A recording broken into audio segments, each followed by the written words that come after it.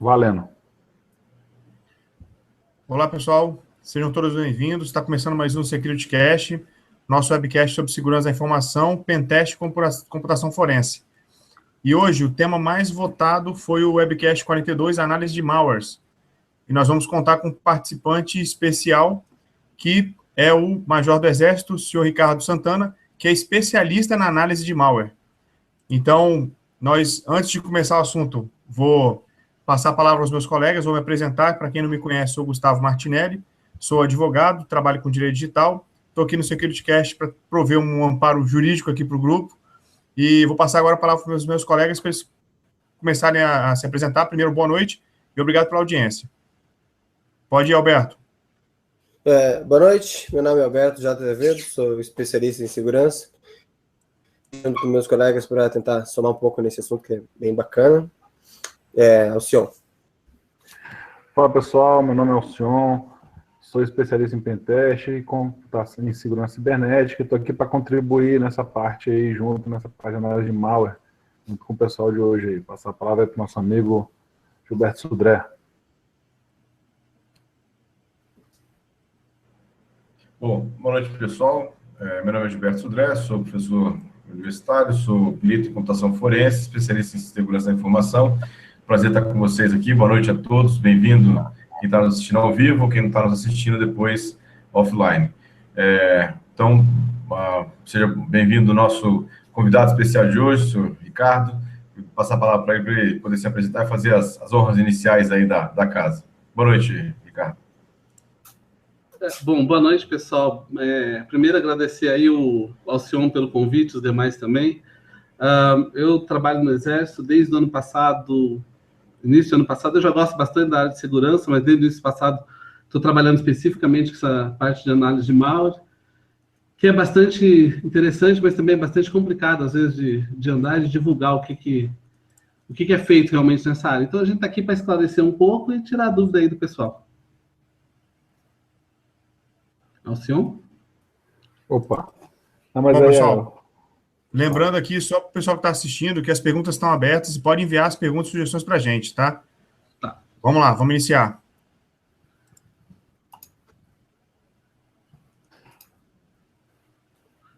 Bom, acho que eu posso começar falando. Fique à vontade. Tá, bom, pessoal, eu tive, quando eu entrei nessa área, uma parte, eu sei, alguém falou da parte de análise forense, acho que foi uma experiência muito parecida quando eu comecei com análise forense. Eu entrei na área de malware, a gente lia bastante coisa e não tinha um caminho a ser trilhado, era bastante, não tinha uma organização de pensamento, uma organização do processo para análise de malware, né? Então, bem, estudando vários cursos, várias coisas, acho que a primeira coisa que eu descobri foram 2 bons livros, eu vou ver depois se eu coloco aqui para vocês, que é uma referência inicial, ou seja, quer começar a área de malware, tem que saber um pouco desses 2 livros, tá? O pessoal associa muito a área de análise de malware à engenharia reversa, você pegar o código, abrir o assembler e sair analisando, mas essa é uma das últimas etapas aí que a gente faz, na verdade. Bacana. E deixa eu aproveitar tua deixa aí para fazer uma pergunta.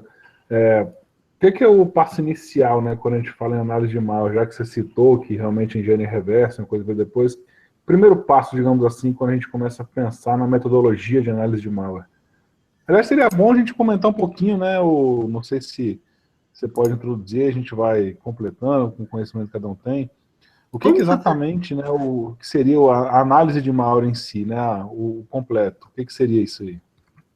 Alcion, bom, na verdade a primeira coisa que parece bem básica, mas é que precisa ser feita, você tem que descobrir se o malware é um malware. Então, a gente primeiro levanta algumas propriedades estáticas dele, hash, no caso a maioria eu vou comentar muito de Windows, que é o que mais aparece de malware.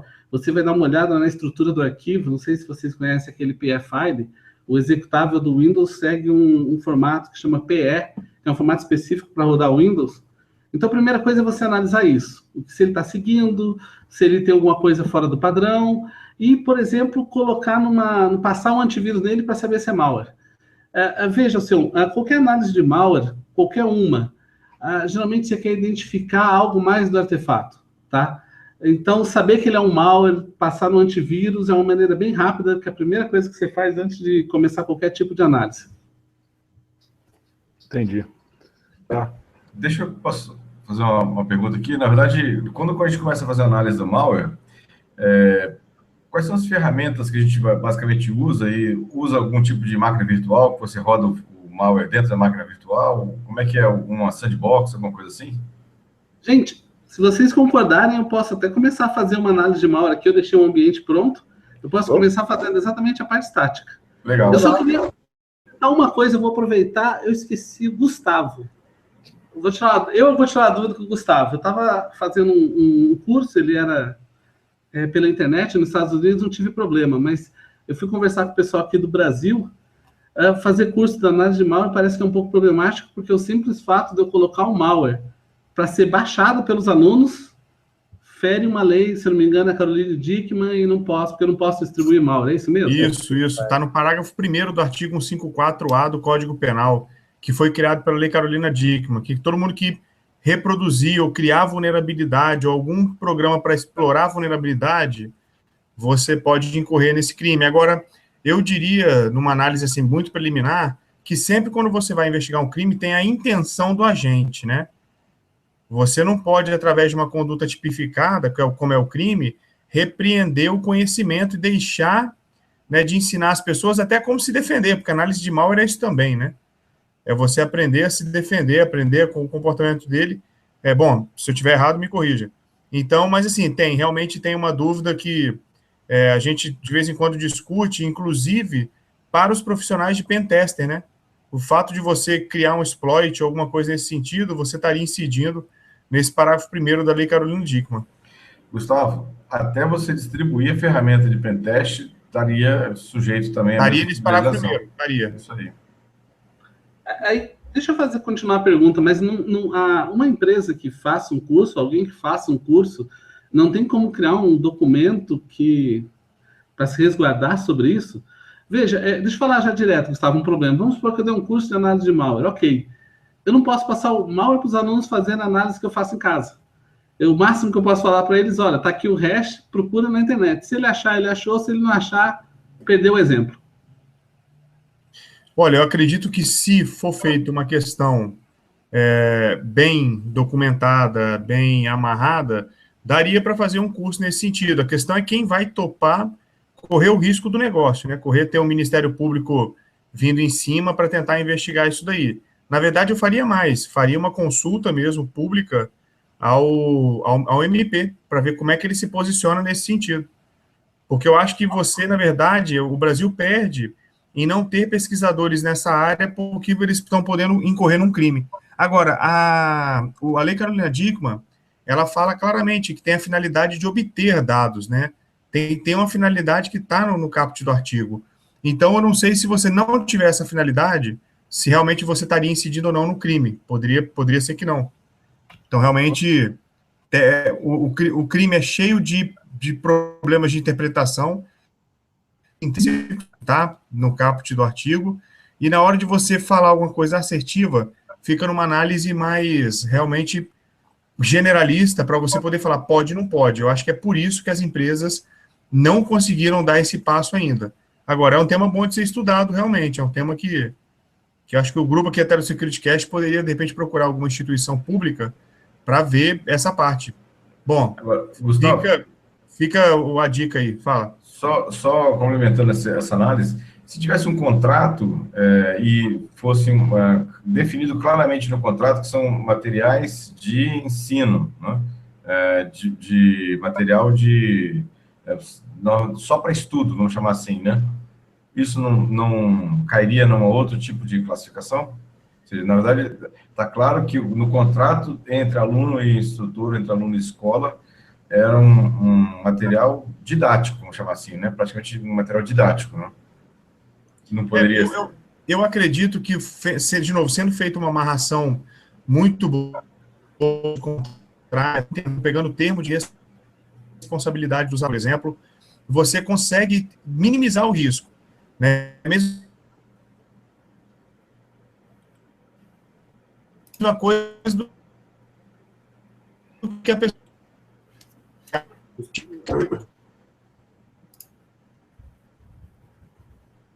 Tá cortando aí de para forma vocês até também? Sumiu aqui para mim. Como? Você sumiu tua voz agora, assim, não entendi nada que você falou nos últimos 1 minuto. Cortou um pouquinho aí. Tá, estamos escutando agora? Tá bem falhando. Tá falhando bastante. Espera aí. Isso. E agora? Voltou? Melhorou. Isso.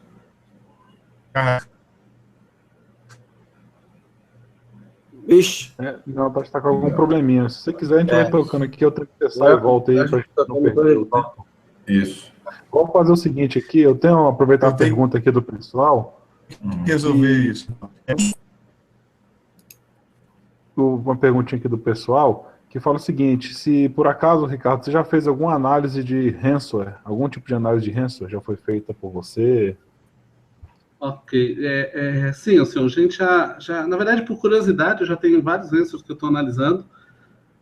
Eles são bem complicados de analisar algum deles. Na verdade, complicados por causa do objetivo que eu estou tentando atingir, né?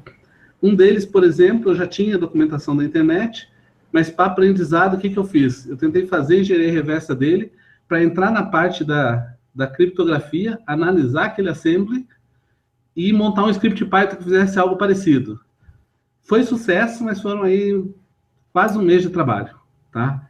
Então, assim, mas meu objetivo era um pouco de aprendizado, a gente captura alguns answers, mas é para eu ir tendo contato. Essa área, por exemplo, não dá para ficar parado. Então, como a gente tem essa nova, vamos dizer assim, leva de ransomwares aparecendo, eu resolvi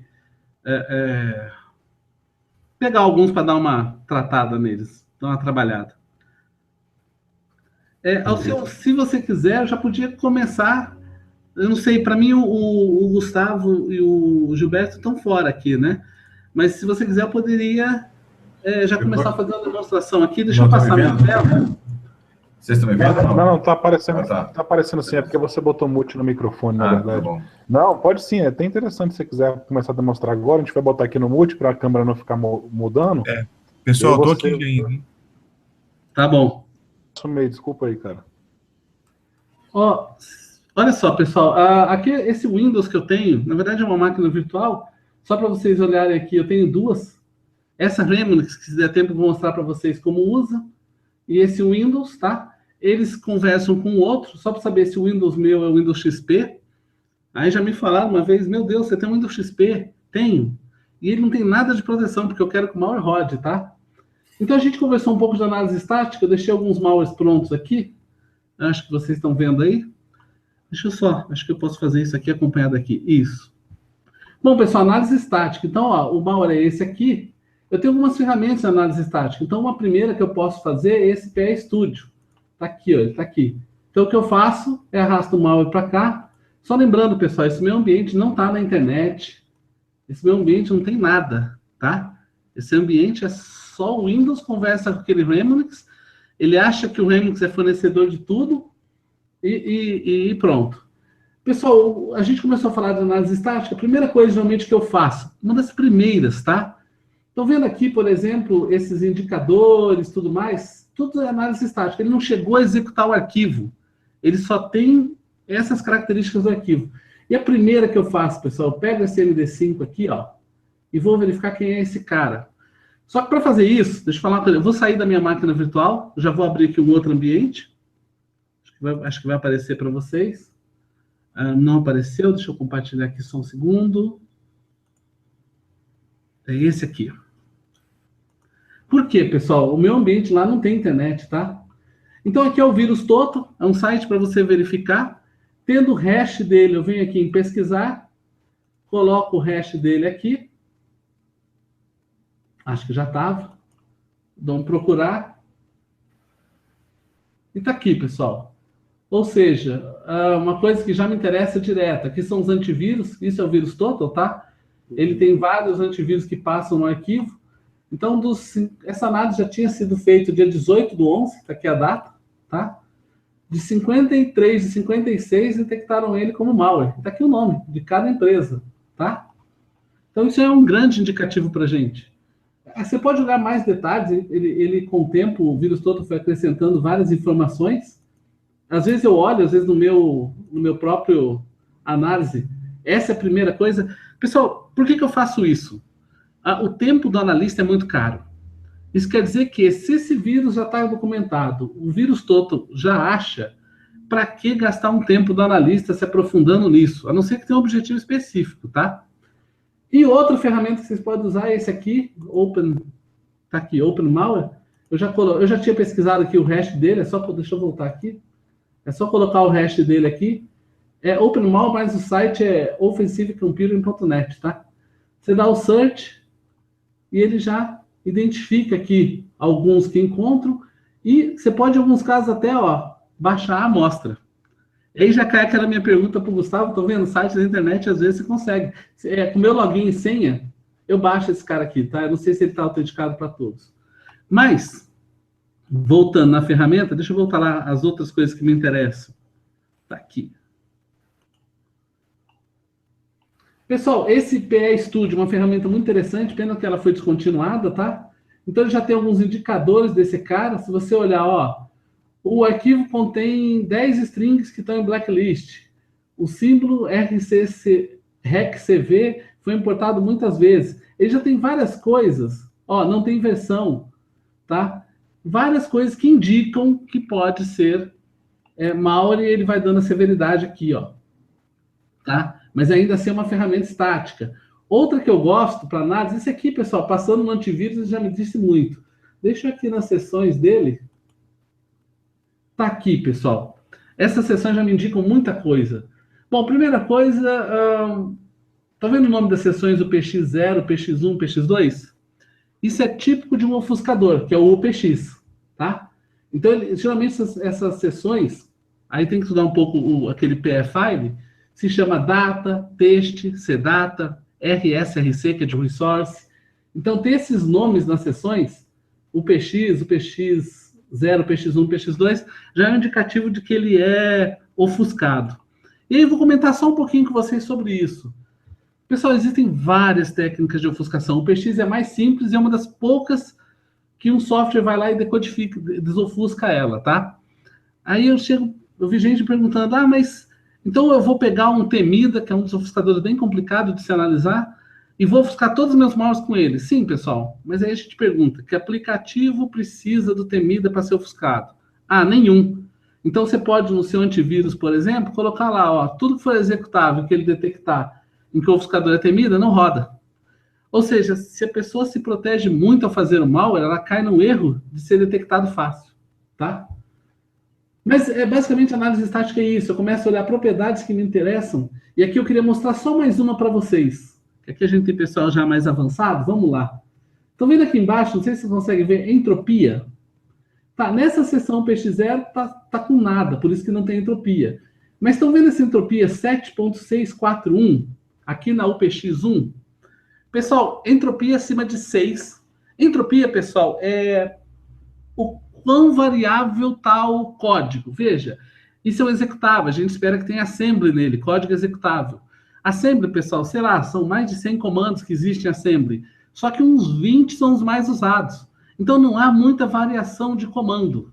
Agora, se você tem um código assembly, um código que foi compactado, esse compactado, ele aqui interpretando a entropia, quer dizer que é maior, porque você tem mais informação e menos espaço de armazenamento.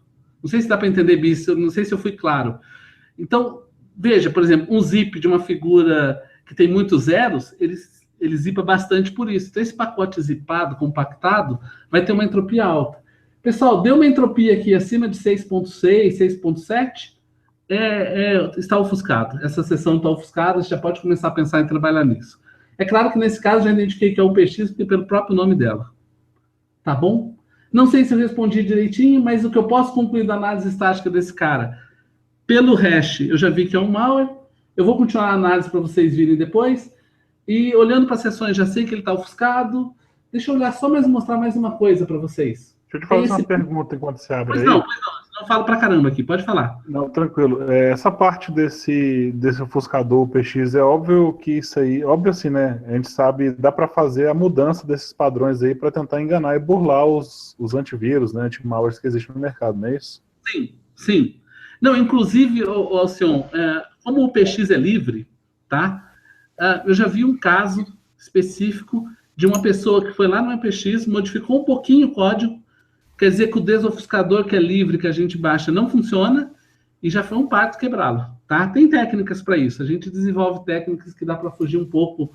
Se não tem, a maioria dos casos não tem um desofuscador, o analista tem que sentar e se virar. E assim, experiência minha, pessoal, se eu consigo desofuscar o código, eu tenho acesso ao código assembly original, o que para mim já é uma vitória. Já teve uma hora que eu trabalhei por 5, 6 dias só para desofuscar o código, tá? Eu nem comecei a análise dele direito. Isso foi só para desofuscar. Pra você ter ideia como o tempo do analista pode ser caro e demanda bastante, né? Ricardo, só uma pergunta que você está fazendo aí. Então, só para deixar claro, assim, para quem está nos assistindo aqui, quer dizer, as técnicas de obfuscação, na verdade, o objetivo delas é esconder, entre aspas, o conteúdo ou o programa que está escrito em assembler. Na verdade, ou ele usa algum tipo de compactação, algum tipo de criptografia no código, para que o analista do malware não consiga chegar ao código executável, né? Nesse caso. Exatamente. É exatamente isso. Agora, porque pode falar. Sim, uma das coisas que nós temos para analisar o malware é o malware, né? Quer dizer, sem querer, se a gente consegue analisar bem o malware, a gente vai entender quem fez aquele código que ele faz na sua íntegra. Uma invasão que o cara faz pela rede é como se você tem o log da rede, de tudo que aconteceu. Você pode partir sua análise daí. Do malware você tem um artefato. É tudo que a gente tem, às vezes, né? Agora, eu imagino que malwares por exemplo, de internet das coisas, ou malwares que trabalham em automação ou em redes industriais, o código, ele foi escrito um código em várias partes e para vários processadores e arquiteturas diferentes. Né? Na verdade, uma parte do código dissemina o código pela rede, uma outra parte infecta um processador, talvez um ARM ou um processador de menor capacidade. Ou seja, então, inclusive tem essa complexidade também na hora que você vai fazer a análise do malware, né? Ou seja, pode ser que o malware não foi escrito só para arquitetura, por exemplo, Intel ou x86, né? Ele pode ter escrito para outras arquiteturas também, junto, né? Perfeito. Eu posso dar até um exemplo. Existe um tipo de malware, veja, quando eu falo de tipo, os malwares hoje estão um pouco avançados, eles são de vários tipos ao mesmo tempo, os droppers, né? Os droppers, ele tem seções deles em que ele tira dele mesmo um código para fazer outra coisa, e essa outra coisa pode ser em outra arquitetura.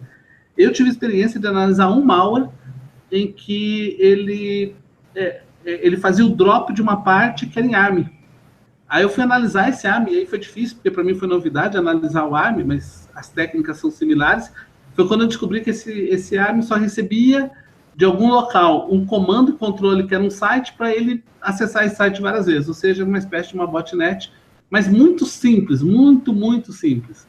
Eu só queria deixar claro, Gilberto, que assim, esse foi um dos mais sofisticados em funcionalidade que eu encontrei.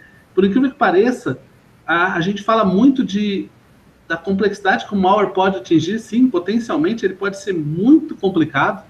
Eu poderia falar horas para vocês aqui de exemplos que a gente vê, mas a maioria não é. A maioria é simples, tá? E é isso mesmo que você falou, por exemplo, o pessoal coloca esse aí, o PX. O PX é conhecido, sim, mas para quem não mexe nada com a análise, já morre aí. É isso. Legal, se quiser continuar aí. Só antes de você continuar, já que você pode... Uma coisinha aqui da análise estática. Eu tenho esse programinha, BinTest, ele tira as strings. É um programinha que deixa até bonitinho do malware, aqui aparece para mim, não sei se vocês conseguem ver tudo. Mas veja, ele tem já, this program cannot run in DOS mode, quer dizer que eu já sei que ele é um PFile, isso é uma mensagem típica do PFile, que é uma mensagem que está no cabeçalho dele para ter compatibilidade com o DOS. Aqui ele já diz o tipo, tá vendo? O PX 1.07. Mas se eu baixar aqui, pessoal, vocês vão ver que apesar de ter algumas strings interessantes, ainda assim é pouco, tá? Veja que ele me diz, ó, as DLLs que ele usa. De cada DLL a gente já tira mais ou menos uma ideia do que ele faz. E aqui, ó, eu sei que ele está compactado por causa disso, ó. Mais uma informação. Esse load library e get block address ele vai precisar, no mínimo, no processo dele de desofuscar, para chamar outras bibliotecas que estejam aqui dentro, já que, vamos dizer assim, a tabela padrão que deveria existir nesse cara já não existe, porque foi ofuscado, né? Mas eu queria só dizer para vocês que isso aqui, ó, essas strings que estão aqui, para um programa que tem determinadas capacidades de rede, alguma coisa assim, é muito pouco, tá? Então, essa é outra coisa que a gente tira da análise estática. Bom, eu podia falar bastante, pessoal, não posso, senão a gente não vai acabar hoje isso aqui. Eu não sei o que vocês querem que eu faça, eu siga com uma análise aqui. Pode, assim, o normal, como você falou, você tem uma análise estática e depois você faz uma análise dinâmica também. Tem como fazer uma análise dinâmica com ferramentas? Então, agora eu vou começar a fazer análise dinâmica. Então, só para o pessoal entender, eu gostaria de pelo menos ver se eu consigo chegar numa funcionalidade básica dele. O malware está aqui, tá? Eu tenho várias versões dele, essa aqui que eu estou trabalhando. Essa aqui é uma customizada minha. Mas o que a gente vai fazer, que eu já fiz sem querer aqui, ainda bem que eu faço... como se diz? Eu faço print screen, eu faço snapshot da máquina virtual, né? Eu cliquei nele sem querer, não sei se já perceberam, né? Ele deve estar rodando aqui, ó.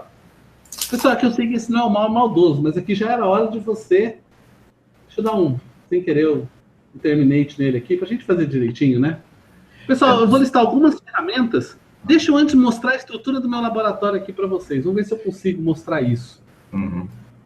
Só para o pessoal entender o geral da arquitetura. Inclusive, é até interessante que foi uma pergunta, o pessoal me falando como é que monta um laboratório desse. Você pode apresentar e fica tranquilo com o horário. Você que manda aqui, cara. Não tem, a gente não faz nada. Você que é o comandante hoje aí. Eu acho que vocês estão vendo agora, vocês estão conseguindo ver essa? Então, pessoal, essa é uma apresentação simples que eu fiz até para me orientar hoje aqui. Basicamente, a estrutura, eu usei um VMware, tá? Eu tenho uma licença do Workstation aqui comigo, eu comprei, eu acho que vale a pena. Eu tenho o Windows XP com as ferramentas que eu preciso e o Remnants. Basicamente é isso aqui que está aqui embaixo. De um lado, eu tenho o meu Windows, à minha direita aqui, que não enxerga nada. Ele está em host on no VMware com o meu Remnants, tá? E se eu agora, deixa eu voltar aqui para aquela configuração, porque é host on, quer dizer, pessoal, que meu Windows só vai enxergar essa máquina do Remnants só vai enxergar ele, tá? Eu queria só mostrar uma coisa que eu usei, que eu acho muito legal, no meu XP, que acho que vale a pena. Pessoal, quando eu mexi com Linux há muito tempo, quando eu vim para o mundo Windows, porque me deram essas máquinas aí para analisar, eu tive um problema sério, que caiu para 30% da minha performance, porque eu não sei mexer no Windows. Aí eu descobri esse programinha aqui, é sério, pessoal, eu não sabia nem configurar a rede. Aí eu achei esse programa Argon Network Profiler, eu criei um profile aqui nele, vou ver se eu abro. O que ele faz para mim, pessoal? Ele configura já. Dá uma olhada nas configurações. Eu chamei de Remnants essa configuração, tirei o DHCP e coloquei IP fixo nele. Esse IP fixo, o IP fixo e a máscara foi o que eu peguei do meu VMware, tá? Lá do host only, pelo Remnants. Então, ele vai ter o IP 132, tá? E agora, notem uma coisa, pessoal. Gateway. Primary DNS, alternativo DNS, está tudo 131. 131, pessoal, é o meu Remnants. Aqui, ó. 131. Tá? Ou seja, meu Windows não enxerga a internet, não enxerga nada. Ele acha que está vendo a internet, mas está tudo apontando para lá. Então, pessoal, o que a gente faz agora? Aqui eu vou sair, porque aí eu crio esse aqui e rodo. Pronto. É que às vezes, pessoal, eu preciso colocar essa máquina na internet para baixar algum programa, instalar alguma coisa. E eu faço snapshot dela, tá? Se eu fizer alguma coisa errada, rodei uma aula que eu desconheço de forma errada, o que eu faço? Volto para o anterior. Então, deixa eu mostrar algumas ferramentas que eu uso aqui, tá? Que eu vou usar aqui para a gente sentar. Eu vou mostrar algumas, pessoal, não vai dar para a gente olhar todas. Então, ó, primeiro eu vou rodar esse Process Hacker, tá? É gratuito na internet, ele mostra todos os processos que estão rodando atualmente no meu Windows. Para quem mexe com análise de malware, tem que saber isso aqui. Veja, se você está no Windows 7, é bom você rodar de vez em quando e olhar o que seu Windows 7 roda. Porque se você não conhece esses processos típicos, claro que eu não conheço todos eles não, tá, pessoal? Mas eu sei quem são os típicos. Então, se aparecer algum diferente com a execução do malware, eu vou saber, tá? Então, vamos lá, análise comportamental. O que seria isso, pessoal? Nós vamos executar o malware.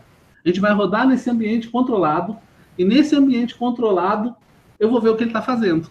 Então, eu vou deixar o meu Process Hacker aqui, vou minimizar. Eu depois preciso de um cara que vai Veja, o Process Hacker, ele mostra o processo, mas ele não loga, tá? Então, eu vou pegar esse Process Monitor. Esse Process Monitor vem com os internos, que a Microsoft comprou, se eu não me engano, de uma empresa, mas todos esses softwares aqui que eu estou mostrando são gratuitos, tá, pessoal? Ó, Process Monitor. E aqui, pessoal, olha só, vou deixar só um tempinho. Ó, já tem aqui embaixo 7, 8 mil eventos sendo anotados. Pra você ter ideia como o nosso Windows é ruidoso. Então, o que eu vou fazer? Eu vou parar ele um pouquinho. Aqui. Para a análise um pouquinho. Eu vou explicar. Eu vou deixar ele quietinho, ele vai executar e vai logar tudo para a gente. Vocês vão ver como ele funciona. A diferença é que o Process Monitor, eu vou ter uma sequência, ele vai guardar. Deixa eu dar um clear, pronto. Ele está quietinho aqui.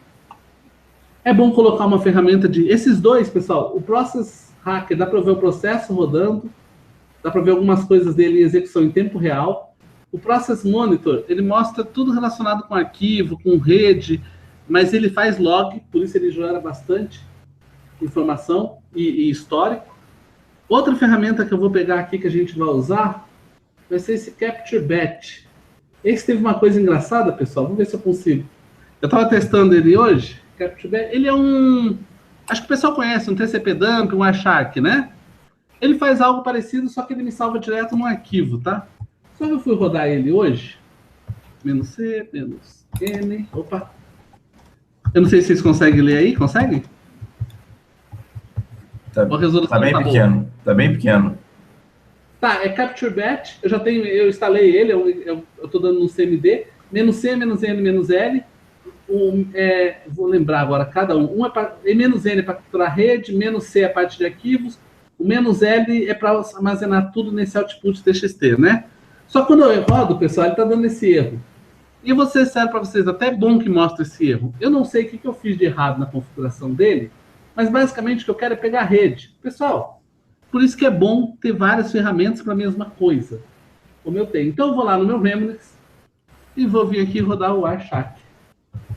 Ué, se está tudo apontando por aqui, tudo de rede vai passar por aqui.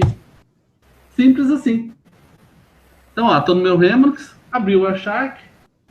Quando eu der aqui o Start, ele vai começar a capturar os pacotes. Tudo bem? Pessoal, ambiente mais ou menos preparado. Então, a gente pode rodar as ferramentas, Headshot também. Aqui eu vou simplificar aqui um pouquinho. Mas, basicamente, estou pronto para rodar. Então, ó, Process Hacker está aqui. Process Monitor, vou mandar ele começar. Começou. Wireshark, estou indo lá nele, vou mandar ele começar. Começa a capturar, ok. Só uma coisa que foi assim que eu aprendi que o Windows 10 é muito ruidoso e fala muita coisa que não deve. Pessoal, aqui outra dica é o seguinte, ó. Ele tem aqui, cadê? Executar como. Aí tem administrador. Tomara que eu saiba a senha. Não, então peraí. Assim. Oh, meu Deus.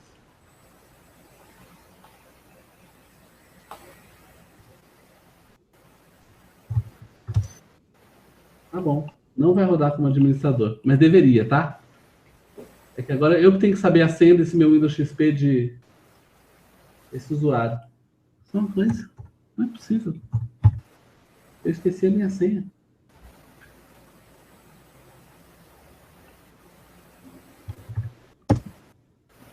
Última tentativa, senão roda ele normal mesmo. Ah, lembrei. Pessoal, por que rodar ele como administrador? Porque você quer que ele tenha um máximo de performance na sua máquina, tá? E ele faça tudo possível. Então, se a gente olhar aqui, pessoal, olha ele aqui, ó, no Process Hacker. Tudo bem? Pessoal, aqui já seria o suficiente. Análise comportamental, você vai aprendendo com o malware, é que nem escalar um morro.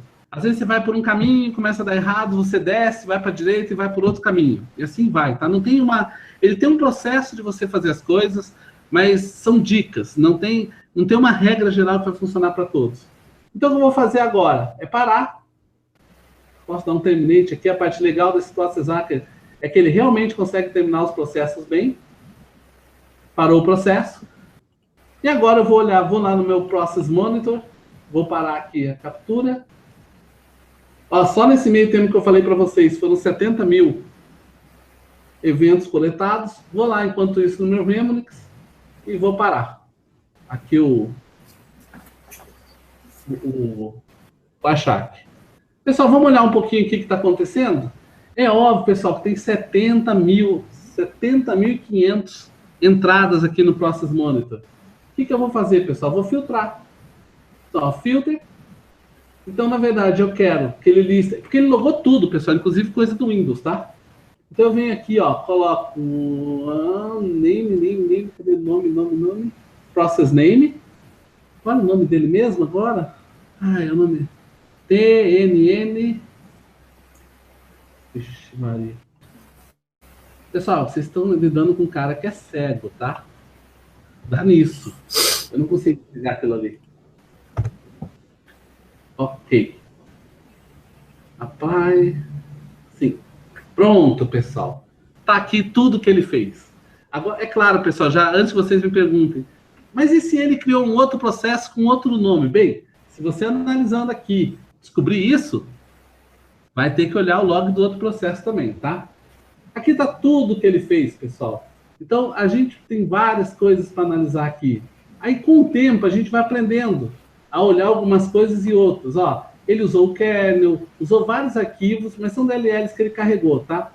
Eu quero tentar ver se eu acho direto. Tá aqui, ó. Deixa eu ver se eu acho esse aqui.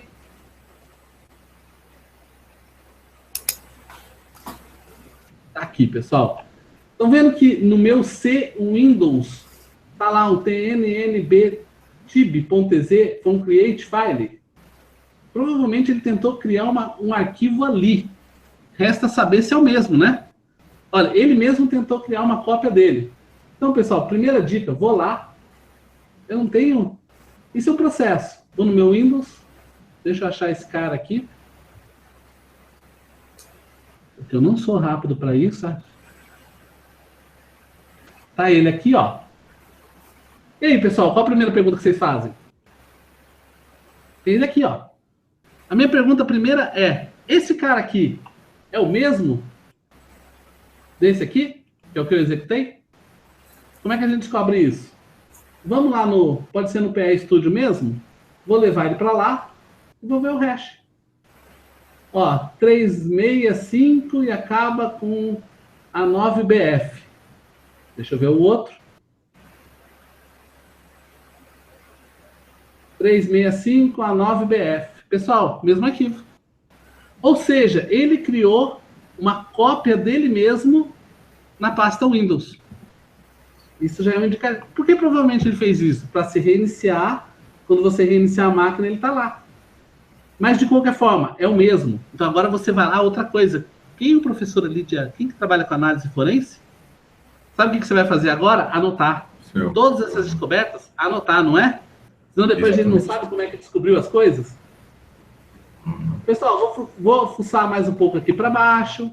Eu quero ver se eu acho a parte em que ele vai se colocar no registro. Se eu não achar, eu mostro para vocês de outro jeito.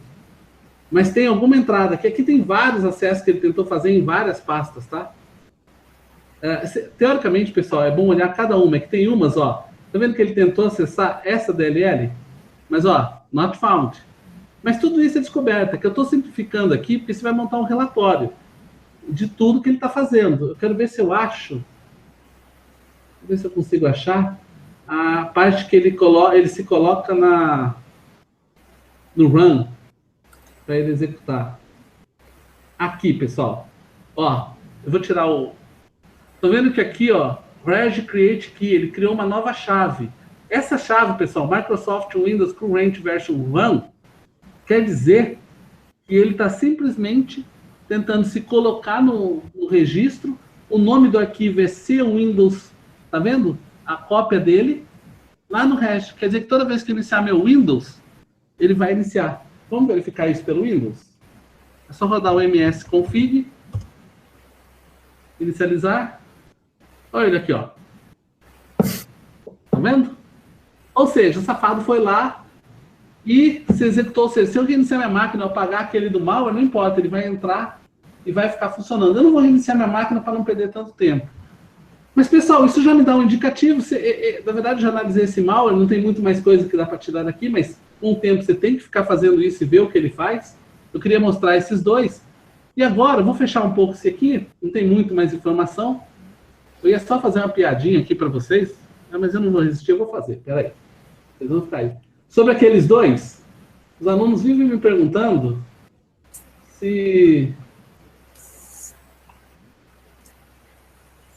qual dos dois eu analiso a partir de agora, né? Então, eu vou responder para vocês da melhor forma possível que eu acho, que é assim, ó. Qual que eu analiso, aquele da pasta malware ou da pasta do Windows? Essa é a minha resposta, pessoal. Desculpa, o de baixo à direita é para as mulheres, o de cima à esquerda é para os homens, ou seja, é uma boa informação que diz, tanto faz. Tá bom? O de baixo também agrada muito o Azevedo, queria falar. Não. Fale por você. Eu confundo pessoal, mas é importante. Eu já vi casos dele fazer uma cópia e não era o mesmo, tá? Que nem eu falei há pouco, era na verdade um arquivo ARM, que era de uma arquitetura ARM. Bom, pessoal, quando eu vi você fazer que ele criou um novo arquivo e iniciou um outro, você falou em iniciar outro processo, é muito comum isso, né? Isso. A gente tem bastante malware, tem malwares polimórficos e metamórficos que eles se modificam o próprio código para não serem localizados. E aquele lance lá de criar um processo novo e mudar e se esconder é uma técnica que chama-se EPO, que é Entry Point Occultation, ou seja, ele vai, aquela história de você executar um negócio, não acontece nada. Aí você acha que não aconteceu nada, você acha que o problema está com defeito, mas na verdade você já instalou o malware e nem sabe. Exatamente. Pessoal, minha última tela que eu vou mostrar aqui, onde eu vou interagir um pouco mais com vocês, é o meu Wireshark, lá que está no Remnix, tá? Eu queria só mostrar que aqui, ó, ele tentou, eu vou mostrar alguns, não sei se vocês conseguem ler, no item 8 aqui, ele tentou achar, é um DNS, né? Ó, malwarecoresesans.org, no 10 aqui ele tentou irkslim.org e não conseguiu. Por quê? Porque ele não tem internet. Pessoal, o que é análise de malware agora a gente vai fazer para ele? Adivinha? Vamos dar isso para ele. Como? Então, eu parei a análise, deixa eu ver aqui se eu já começo outra. Deixa eu ver aqui.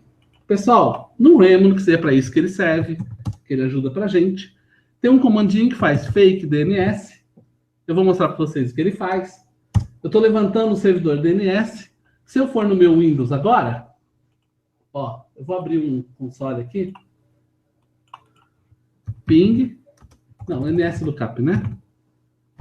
Ping ele não vai ter. NSLookup. www.google.com. Tá ali, ó. Ele responde que é 192.168.154.131. Vamos fazer outro. NSLookup. www.yahoo.com.br. Opa! Não, é que eu digitei errado o comando. Tá lá, é o mesmo endereço. Pessoal, esse endereço é do meu Remnix. Ou seja, agora ele pensa que qualquer site que ele está tentando acessar é o meu Remnix. O que a gente vai fazer agora? Vamos rodar ele de novo. Pessoal, agora eu vou rodar aquele que está lá no meu Windows. Na verdade, eu poderia reiniciar a máquina, porque eu já sei que ele vai entrar. Eu estou simplificando. Aliás, era até bom ver se ele entra, né? Antes, se ele está realmente fazendo... A chave está mostrando que sim, né? Deixa eu achar ele aqui. Está aqui. Pessoal, o que eu vou fazer agora? Deixar o Process Hacker aqui para terminá-lo. Vou lá no Remnix, que está aqui funcionando. O Fake DNS. Eu vou começar um novo. Ó. Na verdade, o certo seria ser até, olha, isso aqui é coisa do Windows, tá? Seria a gente até, às vezes, reiniciar, ver se está tudo zerado, mas enfim. Executar como? Você, administrador. Lembrei da minha senha. Deixa eu ver se ele está rodando. Tá aqui, ó. Ele está rodando, tá? Pode dar um tempinho. Posso pará-lo. Geralmente eles são rápidos. Isso é outra coisa, pessoal. Já tive um mal que demorava. Ele tinha um sleep ali de uns 50 segundos para começar a fazer as coisas. Pessoal, é ir treinando, não tem como. É ir brincando com eles e vendo esses casos. Eu achei que não isso contigo. Esses sleeps aí são até geralmente para enganar esses ferramentas de anti-malware, né? Porque tem muitas ferramentas, pessoal, que faz análise automatizada. A gente pode até fazer mais para frente security cache, um web security, especificamente disso. Pessoal, tá aqui, ó. Se a gente olhar no iCheck, eu vou tentar olhar a entrada aqui de vocês. Quando ele fez uma entrada DNS aqui, ó, tem uma aqui em cima, no 4, ó, sbwebhop.org. Tá vendo que agora ele tem a resposta? Ó, ele tem do site 131, sim, olha lá, respondeu. O mesmo vale para o MalwareCourse, o mesmo vale para o IRC-Slim.org. E agora vem a pergunta, pessoal, vamos olhar esse IRC aqui, ó. IRC-Slim, se bem que o nome já sugere, né? Estão vendo que ele tentou se comunicar, ó, partindo da 132, que é meu Windows, ele tentou a porta 6666, se comunicar e não conseguiu? Tudo bem? Tá aqui, ó. Porque ele recebeu, cadê? Um reset acknowledge. Então, o que acontece? Ele, na verdade, não, ele está tentando comunicar na porta 6666 e não tem nada. Sim, porque eu só liguei o fake DNS. E o que sugere essa porta 6666, na verdade? Bom, pessoal, para mim sugere um IRC. Deixa eu só mostrar aqui. Eu sou 131, né? O que a gente vai fazer agora, pessoal? Ué, ele não está na internet. Vamos dar um IRC para ele. Então, vou fechar. Vou começar de novo. Ah, desculpa. Tem que ir lá parar o processo. Eu não sei se eu parei.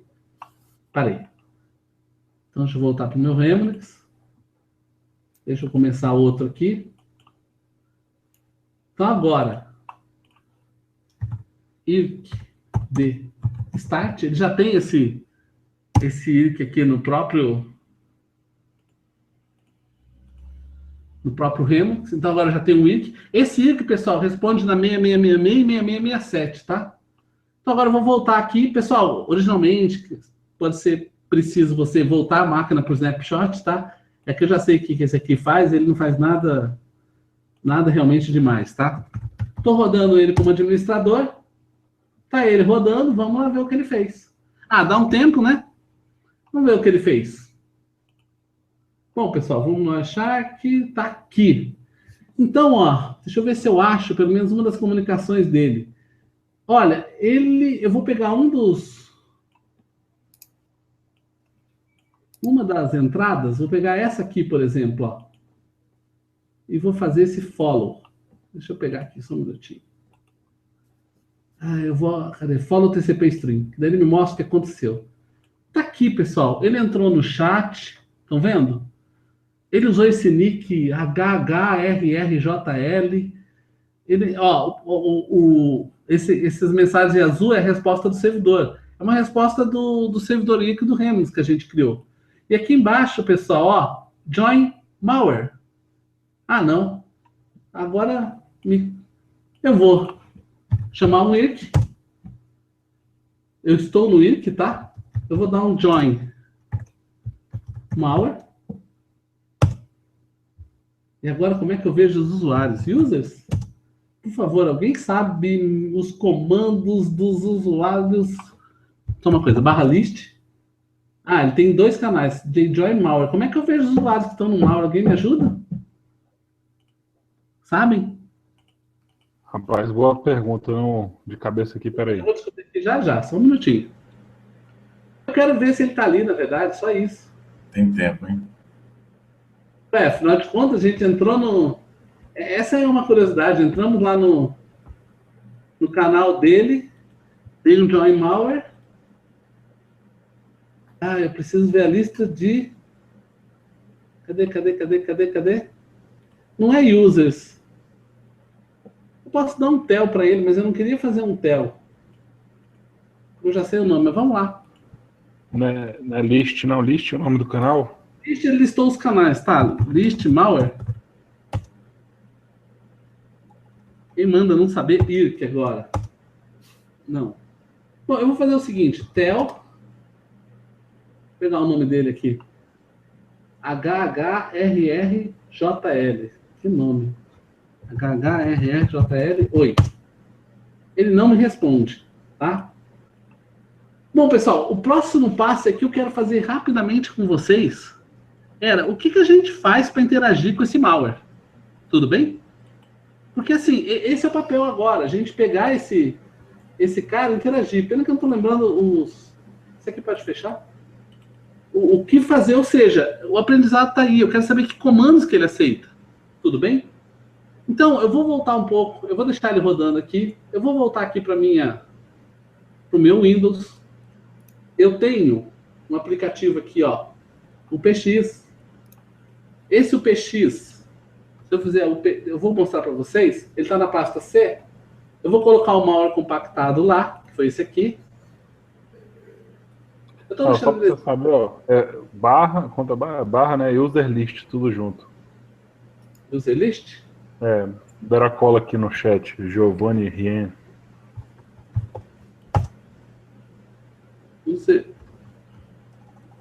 Separado, será? Não, é junto, mas é barra e user list. Mas tem que ser dentro do canal. Você entrou no canal já? Já, né? Não, acho que não entrou. Tem que dar um join para entrar no canal. Isso. Eu já não dei o join? Eu não vi. Nossa, eu perdi. Vamos lá. Ah, pronto. Na verdade, o join que eu dei errado, eu não coloquei o barra. Tá aqui, ele mostra, ó. Uses on malware. Tá, HHRRJL Gremlin, que sou eu, né? Se eu der um tel, vou tentar dar um tel para ele. Nossa senhora. Arroba, HH. Não sei se tem esse arroba. RRJL. Oi. Ele nem aí para mim. Tá? A gente vai tentar interagir com ele. Tá bom? Esse é o próximo passo. Agora, só para vocês verem até onde vai a análise. Eu falo para vocês, é brincando, não é? É quase uma brincadeira que tem que fazer isso. Deixa eu voltar então aqui para o Windows. Meu objetivo agora vai ser descompactá-lo. Então eu tenho essa pasta, o PX, isso aqui você baixa do SourceForge. Outra coisa, pessoal, pelo amor de Deus, não vai fazer igual eu vi, gente, baixou o PX de um site, baixa aqui. Acho que metade dos programas do baixa aqui já estão infectados. Baixe da fonte original, por favor. Não era nem para quem mexe com o malware tá pensando nisso, né? Pessoal, copiei, não sei se vocês estão vendo aqui, tá o PX executável e ele aqui. Basicamente o PX é um PX executável, -D para descompactar, o nome do arquivo, -O a saída, saída.exe, por exemplo. Pronto, ele fez.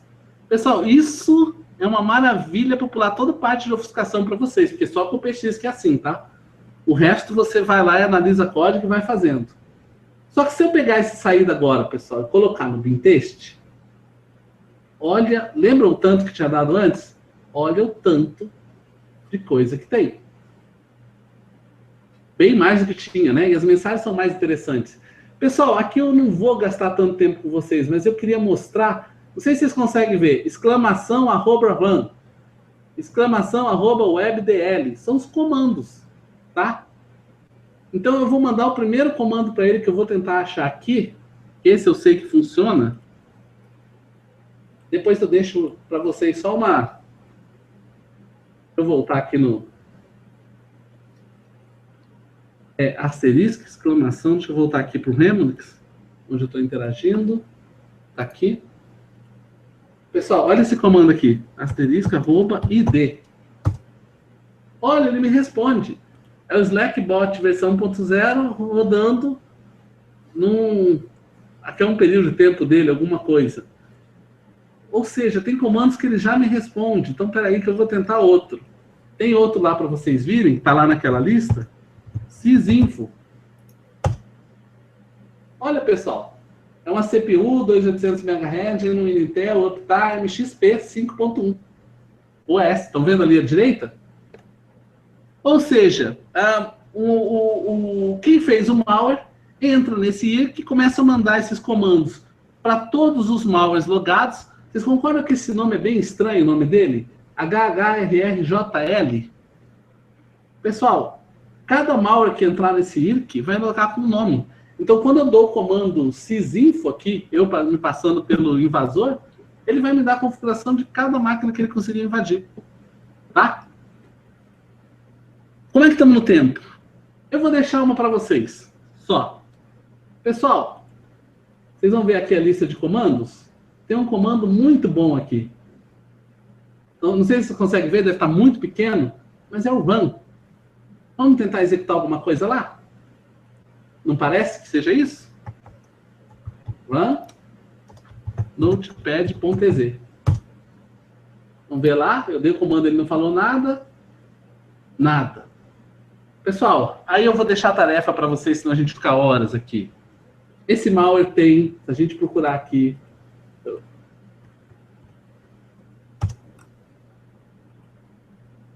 Tá vendo aqui, ó? Eu mandei procurar Pass Accepted. E logo abaixo de Pass Accepted tem Login. Pessoal, para esse malware rodar um comando que você queira no seu Windows, você vai ter que dar um login, passar uma senha para ele, ele te dá o ok, e aí você roda os aplicativos que você quiser na máquina infectada. Só que daí eu vou deixar para vocês brincarem com ele. Para vocês terem ideia, agora entraria o próximo passo, olha só, de análise de malware, que é análise engenharia reversa, análise de código. Ou seja, eu abro ele, vou analisar o assembly dessa versão aqui que eu descompactei e vou procurar esse PES Accept, que eu já sei o que eu estou procurando. Pessoal, eu não abro o assembly para ver tudo, tá? Isso é impossível, não se faz isso. Estão vendo que eu já tenho um objetivo? Olha, eu acho que esse PES Accept é uma senha. Vamos lá atrás dele, tá? E é assim que se faz. Eu espero aí ter... Falei bastante, espero ter motivado o pessoal. Essa área não é simples, mas dá para brincar bastante, tá? Não, bacana. Tem até algumas perguntas aqui, né, que a gente estava esperando você fazer essa demonstração para o pessoal que não tem experiência nenhuma com essa metodologia, ou mais ou menos para onde seguir. Né? Então, tem uma pergunta aqui que foi, até perdi na verdade, foi do Guilherme Matos, só um segundinho. Deixa eu ver se eu consigo achar aqui. Sim, vamos aí. A tela rolou aqui sem querer. Achou, enquanto você... Ok. Procurei. Achou? Não, pode falar aí que eu já... Deixa eu fazer uma pergunta aqui para o Ricardo. Ricardo, bom, os malwares estão cada vez mais sofisticados, usam técnicas cada vez mais sofisticadas de obfuscação, e eles têm, inclusive como até o Alberto comentou, né, técnicas de alterar o seu código para poder não serem identificados facilmente. E a pergunta, na sua opinião, diante de tudo isso que eu falei, o antivírus morreu? Posso falar uma frase que a gente fala lá no Exército, mas eu acho que cabe? Uhum. Eu acho que o antivírus hoje faz papel de vitamina C. Ou seja, ele ajuda na sua saúde de segurança, não pode faltar. É difícil você justificar que não vai ter antivírus, que não precisa. Não, precisa. Ele vai pegar aí, talvez, 98% do que a maioria é infectado, tá? Mas realmente é muito simples você fazer um bypass nele. Só para vocês terem ideia, eu não mostrei aqui, mas tinha uma versão que eu falei que eu customizei. Eu coloquei no antivírus, não pegou. Tá? Ele identificou como ok. Não vou falar com o antivírus para não fazer propaganda negativa, mas isso é de qualquer um, tá? Mas, Gilberto, eu queria falar só mais uma coisa. A gente fala um pouquinho, vou só ligar só o que você me perguntou com outra coisa. De APT, né? Aquele Advanced Persistent Threat, né? O Advanced é de técnicas avançadas. Aí o pessoal já associa aquele Stuxnet, que o pessoal colocou o pendrive, ele fez vários droppers de arquivo, explorou vulnerabilidade. Gilberto, aquilo é exceção, tá? Eu acho que até hoje peguei, talvez, se é que eu posso considerar assim, um que seja um pouco mais complicado, que foi esse que fazia o drop de um arquivo ARM. Não capturei nenhum até hoje mais difícil que isso. Eu tô falando no mundo real, tá? Na nossa infraestrutura lá. Então, é verdade, potencialmente eles são muito perigosos, muito difíceis de analisar em alguns casos, mas eu acho que a gente ainda não tem sofrido aqui no Brasil tanto com isso. Acho que estão esquecendo da gente aqui um pouquinho, tá? Porque o dia que forem, a gente está lascado. Bom, deixa eu fazer uma última pergunta aqui, pelo menos da minha lista que eu tinha aqui montado. Bom, aí para quem está nos assistindo aqui, ou quem vai nos assistir depois em offline, e quem gostou da história de análise de malware, que você falasse rapidamente como é que ele começa, como é que se começa a estudar essa área de análise de malware? Assim, ó. Estou compartilhando aqui. Vocês estão vendo essa capa desse livro? Conseguem ver? Agora sim. Practical Malware Analysis. Pessoal, esse livro é de 800 páginas, 500 é o livro, o resto é anexo. Bíblia. Leia ele até o fim, entenda tudo, você vai saber o básico. E o outro, que esse é eu esqueci o ano dele, é um pouco mais recente, tem um outro de 2012, não sei se vocês estão... Deixa eu compartilhar aqui esse outro. Um minuto aqui para eu... Ainda estou aprendendo a mexer nisso aqui. Ok, foi? Malware Analyst Cookbook? Ok, esse é o outro, 700 e poucas páginas. Pessoal, esses dois, começa a leitura. Eu falo isso porque... Boa pergunta, Gilberto. Eu comecei diferente. Eu não tinha muita orientação sobre isso. O que eu fiz? Sou engenheiro, telecomunicações, sentei no Assembly e fui estudar. Eu sabia fazer programa direto em Assembly, mexia, conectava na internet. Na prática, você não vai analisar o código Assembly todo dele. Na grande parte, você não vai. Então, assim, eu me esforcei muito numa área para descobrir que tinha muitas outras que eu tinha que estudar que eu não sabia nada. Então, esses dois livros clássicos. Leia os dois, nós estamos conversando básico aí de análise de malware. Tem uma pergunta aqui do Guilherme que eu estava procurando, né? Ele estava perguntando o que seria essa técnica de hooking. Hooking, pessoal. Bom, na verdade, tem dois tipos de hooking. Você pode fazer a nível de kernel e a nível de user mode, tá? Hooking, pessoal, eu vou falar uma aplicação em análise de malware que eu acho interessante, mas para análise, inclusive. Quando você tem um malware executando, ele precisa notar que ele conversa com várias bibliotecas, kernel 32, WT e por aí vai. A kernel 32, por exemplo, o que você faz para fazer hooking? O que é isso? Você injeta no código executável do malware, e isso é previsto na API do Windows, tá? Esse injetar não tem nada de anormal. E faz uma outra kernel que se passa pela original. Então, quando o malware tentar acessar a kernel 32, ele vai acessar aquela que você injetou nele. E essa que injetou faz um log do que o malware tentou fazer, e depois ela acessa a kernel original do Windows. Eu não tenho uma figura aqui no jeito para explicar isso, mas acho que deu para entender mais ou menos a lógica. Você coloca uma DLL no meio do caminho. Então, qualquer programa executável, nesse caso o próprio malware, ele tenta acessar uma do sistema nativo do Windows, mas ele acessa a sua. No caso de análise de malware, essa sua vai fazer log das ações que o malware está tentando fazer, e depois ele vai, a sua chama, faz a chamada original no sistema na kernel original do Windows, né? Então, a API hooking é fazer isso, é fazer um hook, fazer uma hook âncora, né? Fazer uma âncora, fazer colocar no meio, como se fosse um meio indemido de bibliotecas, de APIs. Uhum. Pronto, acho que assim fica melhor para o pessoal que entende de segurança de rede. Tá? A gente usa, eu, por exemplo, uso muito isso em sistemas automatizados de análise de malware. Eles fazem essa injeção de código. O Cuco, se vocês já ouviram falar, ele faz exatamente isso, tá? Bacana. E só mais uma perguntinha aqui. Como contornar malwares que fazem detecção de máquinas virtuais? Aqueles bypass de máquina virtual que a gente estava falando de sandbox, né, que acaba sendo esse tipo de técnicas para você conseguir fazer um bypass nesses anti-malwares. Olha, gente, malware é interessante que dá margem, qualquer pedacinho de pergunta dá margem a conversas extensas.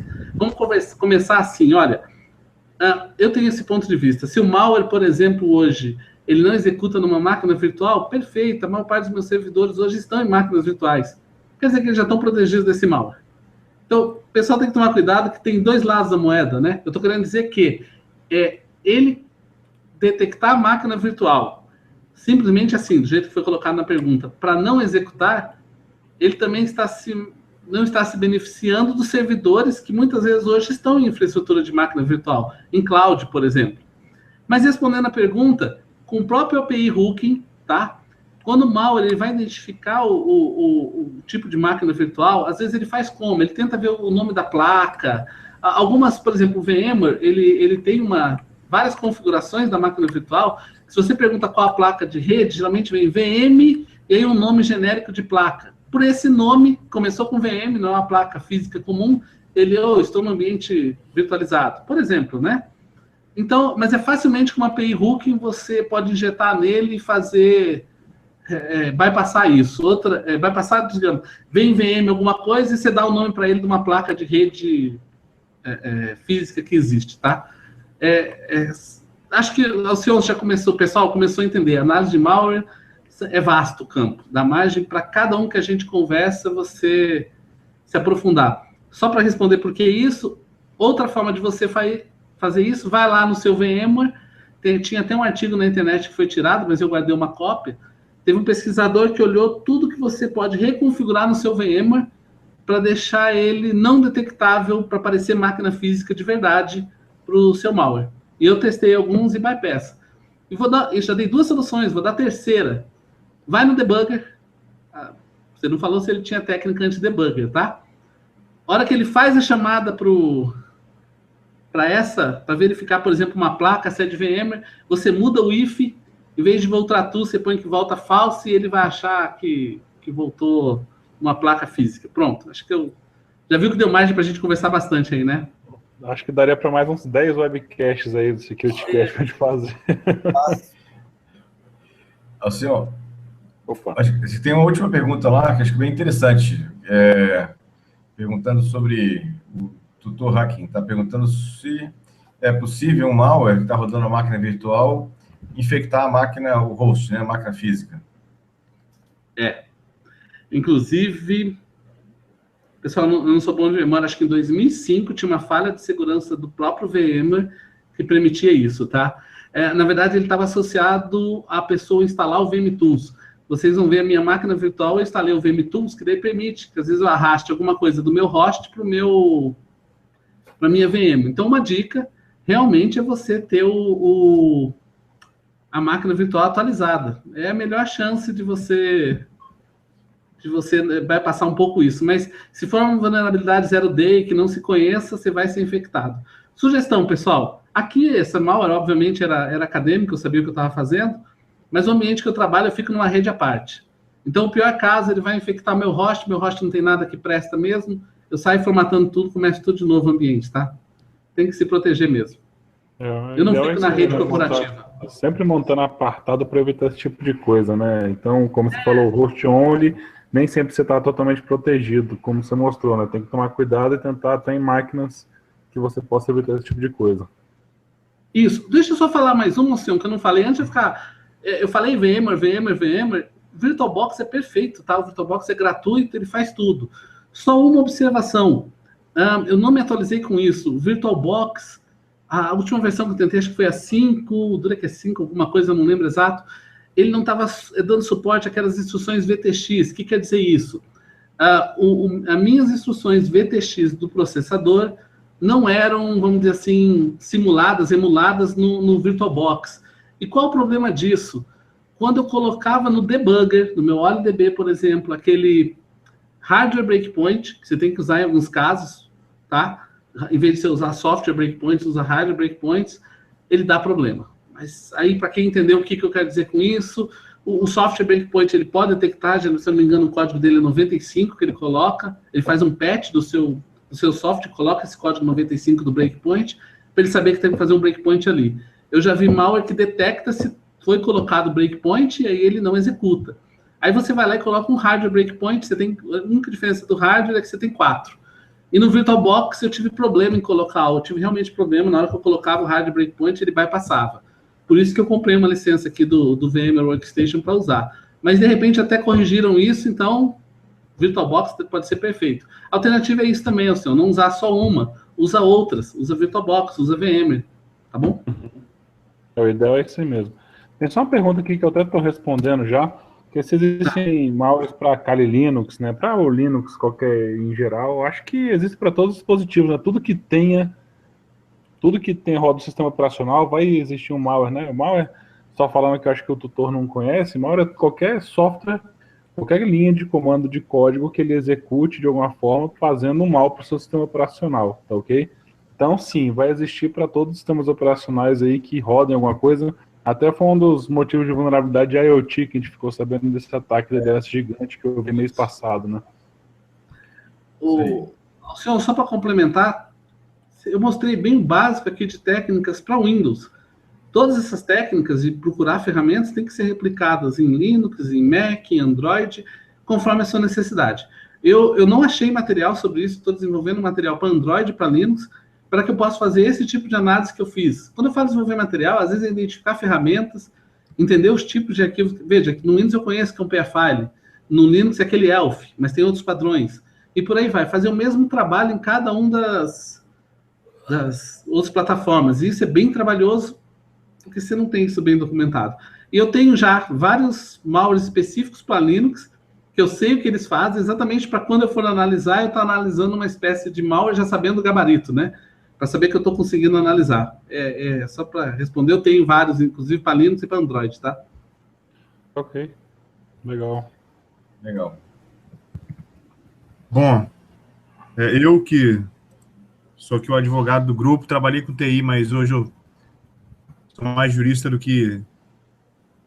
Ô, Major, eu agradeço muito, assim, os esclarecimentos que você trouxe para a gente, e uma coisa que me marcou, né, assim, o antivírus é a vitamina C. Isso, para mim, eu acho que, apesar de ser usuário Linux, né, assim, eu insisto em falar que antivírus não é nada, o pessoal insiste em dizer que não, eu tenho antivírus, eu estou protegido. Foi bem bacana, e esse bypass de máquina virtual também me preocupou bastante, porque volta e meia a gente quer rodar algum código, alguma coisa, mas tem que ficar realmente esperto com isso. E a gente caminha aqui agora para o final, e, Major, se eu tiver alguma... No final, agora a gente faz um apanhado das notícias da semana, né, eu diria. E se eu tiver alguma notícia que também o senhor queira compartilhar com a gente, pode ficar à vontade, até porque eu acho que esse webcast não se encerra aqui, né, assim, de certa forma. Tem muito assunto ainda, muita demonstração que o senhor pode fazer para a gente. Pessoal, eu vou mostrar uma notícia que me chamou a atenção, ela já tem alguns dias. Na verdade, essa aqui está 24 de março, mas recentemente ela foi trazida à tona de novo. Deixa eu ver se eu consigo... Eu compartilhando aqui as telas. Ok, essa aqui. Acho que já vai aparecer para vocês aí. Eu tirei desse site Security List, mas é outro. Na verdade, esses códigos maliciosos em arquivos PNG. A notícia é de 24 de março, mas eu acho que o que é interessante é que recentemente eu vi sendo usada essa mesma técnica para Facebook. O pessoal do Facebook para ser clicado. Então, estou pedindo para todos, quem tiver, por favor, me manda a figura. Eu não achei nenhuma ainda. Eu quero a figura com o malware para analisar. Eu não tenho. E cadê o... Deixa eu olhar aqui, o Gustavo, né, que é o nosso jurista. Eu estou pedindo malware, é isso aí mesmo. Meus pendrives, tem malware. Porque eu preciso analisar, para mim é aprendizado. Eu tenho que passar por isso, tá? Então, se alguém tiver algum específico dessa leve, eu não achei, eu procurei e não achei. Mas a notícia é interessante para ver como as pessoas estão distribuindo malware agora, né? Ou seja, aproveita a rede social e o pessoal não toma realmente cuidado, né? A gente tem uma grande parte de leigos aí acessando redes sociais e agora por meio de celulares, eles têm um computador na mão. E aí eu entendo que a gente voltou à década de 90 de usuário de computador acessando a rede. Enfim, dá margem aí para os malwares fazerem um bom estrago. Eu vou pegar as minhas aqui. Na verdade, eu tinha uma, mas eu vou acabar falando de duas, porque é bem rapidinho. Teve duas notícias, já que como o tema é malware, né, que me chamaram a atenção essa semana, coincidentemente.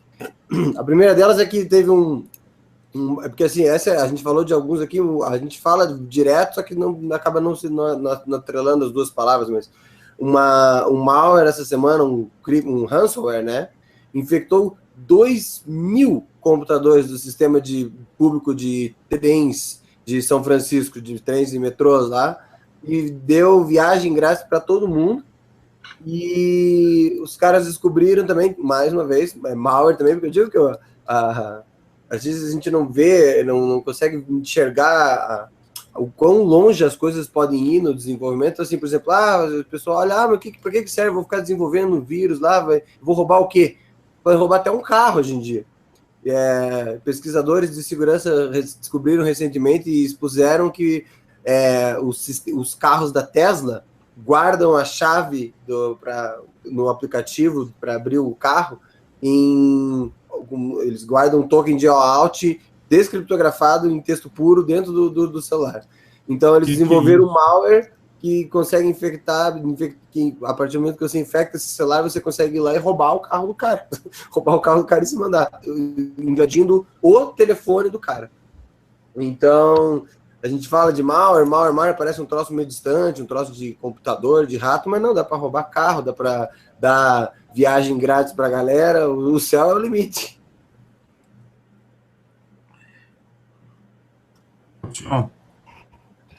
Opa, só complementando a tua informação aí, o Azevedo. Vocês estão me vendo, né? Eu não tô com o mute aí, não, tá?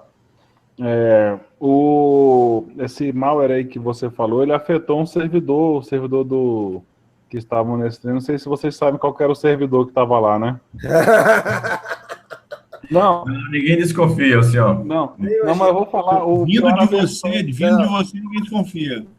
O cara estava usando o Windows 2000 Server para gerenciar isso aí. Foi afetado por um e-mail recebido. Então, o cara recebeu o e-mail, clicou no malware, e aí quando foi ver esse malware, era um ransomware. Então, assim, eu tinha que falar esse detalhe, porque você esqueceu da coisa mais importante, né? Pois é. É que eu deixei a bola quicando para você, entendeu? Eu não sei se vocês viram um negócio que eu achei interessante, né? A gente vê que, assim, o malware, né? Esse tipo de coisas, vulnerabilidades que ocorrem, você sabe que a Hillary Clinton ela fez um pedido na campanha para fazer a recontagem de votos no estado de Wisconsin. Não sei se vocês ouviram isso aí, teve até a recontagem agora, sai hoje. Foi ela que pediu? Eu escutei que foi outra... Não, foi a campanha, foi a organização da campanha dela, tá? Isso. Tá, a organização dela. Eu falo ela porque é a representação dela, né? Não, mas ela falou também a respeito. E assim, isso aí foi dado em relação a malwares que foram achados no Windows 2010. Não sei se vocês ficaram sabendo, Windows 10, né, aliás. Isso aí foi dado a esse tipo de análise que ocorreu. Essa notícia aí tá correndo nos bastidores, parece que realmente houve. Então, se isso for comprovado, se realmente não abafarem essa história aí, ou segurarem, pode ser o primeiro caso, né, de alguma alteração na hora de votação pelo sistema eleitoral americano na contagem de votos, tá? Então é importantíssimo a gente ficar de olho nas próximas etapas. Isso aí saiu agora quentíssimo, tem mesmo 5 horas que saiu essa informação, dizendo que foi essa motivação inicial, porque toda vez que, aí o Gustavo pode até falar melhor, que há uma motivação eleitoral para alguma verificação de fraude, essas informações ficam guardadas até o fim da investigação, não é isso? Sim. Né? Então é por isso que já começaram a soltar, bem capaz de alguém ter ouvido essa história ou a informação já vazou, e foram por causa disso. A questão era tudo tá por conta e eles utilizam, adivinha o que eles utilizam? Foram descobertas a vulnerabilidade do sistema de Windows 10? Né? O Office 365, que acharam a vulnerabilidade que podia ter um acesso, que faz um bypass no sistema e você consegue acessar, enfim, e ter acesso como administrator. Que bom, hein? Então, bem bacana. Vamos ver, eu tô doido para saber essa notícia. Eu tô coçando o dedo aqui, meu news aqui fica girando direto, meu RSS feed, eu só esperando aparecer alguma coisa. Mas bacana, é isso aí. Passar a palavra aí pro nosso amigo Gustavo. Desculpa, Gilberto. Tranquilo. Bom, eu tinha separado também essa notícia que o Alberto tinha comentado do trem, né? Foi um ataque de ransomware. O que eu achei interessante, tem uma outra matéria que estava lendo, que eles chegaram a fazer contato com os atacantes, quem fez a origem do vírus. E eles falaram assim que não tinha, o objetivo deles não era exatamente o sistema de trens lá de São Francisco. Na verdade, o malware vai e acha qualquer máquina vulnerável. Por acaso, achou as máquinas vulneráveis do metrô, né?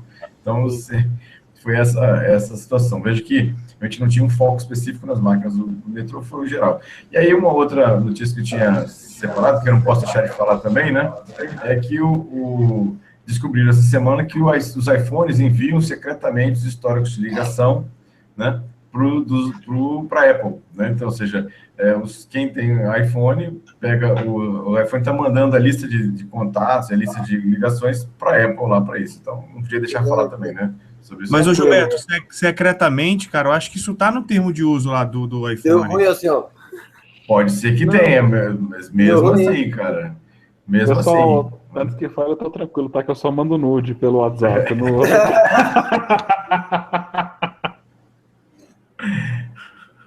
Alcion, posso só fazer mais um complemento aqui? Lógico.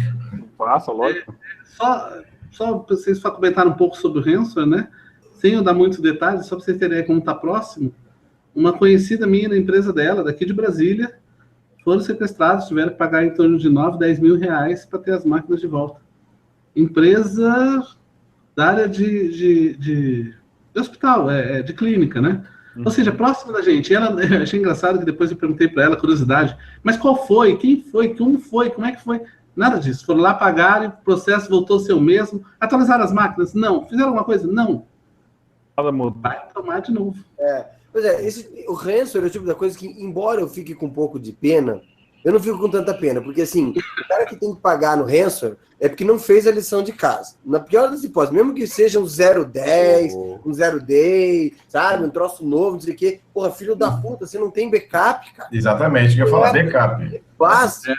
É básico, entendeu? Então assim, e é isso que dá raiva, porque daí o cara vai lá, eu também já vi disso, já vi casos de cara pagar 2 mil, 3 mil, pagar... Você passa lá um mês depois, e aí, como é que tá? Ah, tá tudo igual. Ah, cara, você tem que se foder, meu. Eu vi aqui teve uma clínica que pagou 14 mil reais. Nossa. Esse do cliente foi 70 mil dólares, viu? Em Bitcoin. Alberto, só complementando, Alberto. Na verdade, a minha maldade é que ela acabou de me contar, né? Aí foi bom. Já sei que não tá atualizado. Eu acho que eu vou buscar a mesma versão e usar. 14º aí, ó. Gustavo.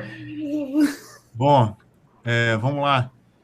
A minha notícia é mais assim, para só reconhecer, o STJ teve um julgado na semana passada em que ele reconheceu que as mensagens eletrônicas, especificamente o e-mail, são provas válidas sim a provar fato que acontece no mundo real, como para fundamentar uma ação de cobrança de dívida. E ressaltar que cada vez mais, cara, os juízes, eles estão utilizando o WhatsApp para intimar as partes, inclusive intimaram um detento que autorizando ele a fazer o Enem, cara. Então, assim, o WhatsApp não, qualquer mensagem eletrônica que você tem um meio mais fidedigno, você consegue ter uma validade jurídica no mundo real, diria isso, né? Gustavo. Então, achei bastante interessante, porque julgado para isso é escasso. Então, tem mais um julgado dessa semana passada, onde o STJ entende dessa forma que o e-mail abre para fundamentar a ação como prova, e a gente pode utilizar isso em casos análogos também, né? Obviamente.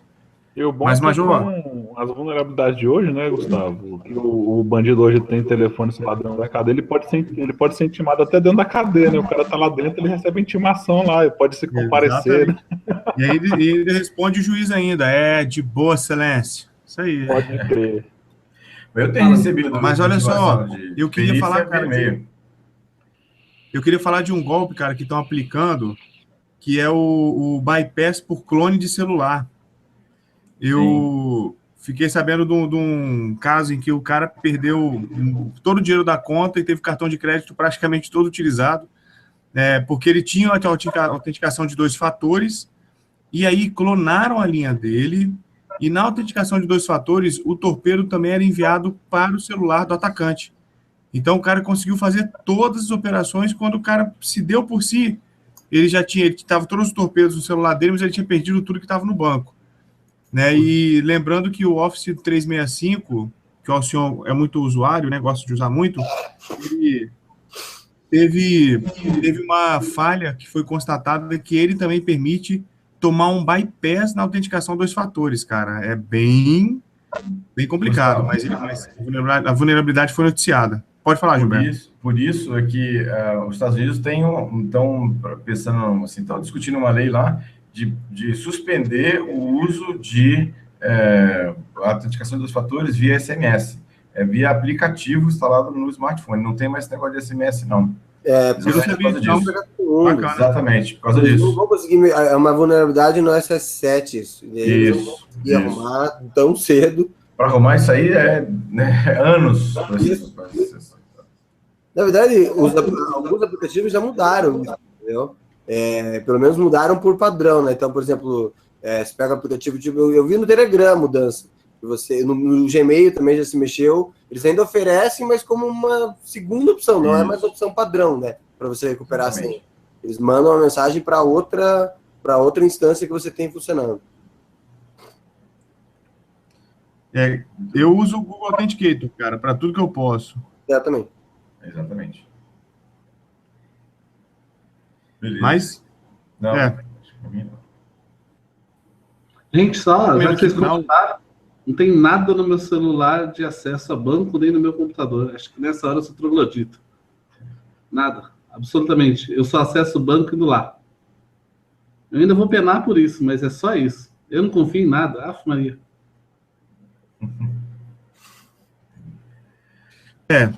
Fechou, galera? Eu sou o contrário, eu tenho o internet bank no celular, hoje eu não faço nada pelo computador, faço só pelo celular. Eu também. Eu abro o computador quando eu estou usando alguma coisa para trabalho mesmo, para acessar um servidor, para pentest. Agora, o geral, uso normal assim, de navegar na internet, entrar em banco. Dia a dia, só celular e tablet. Se rolasse algum ransom no meu telefone, o vagabundo ia ver lá, bicho, e o bicho ia me arrumar uns bitcoins aí, porque eu vi que eu tô na merda.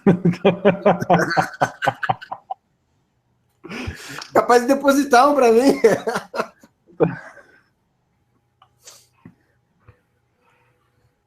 Fechou? Fechou aí, né, Gustavo?